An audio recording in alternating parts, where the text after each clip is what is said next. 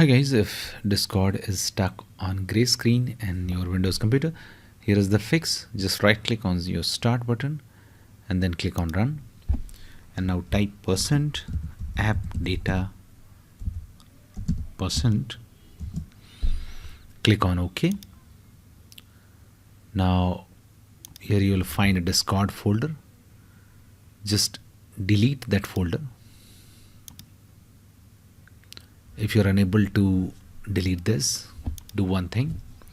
Just search Task Manager, click on Task Manager, and now locate Discord, right click on it and choose End Task.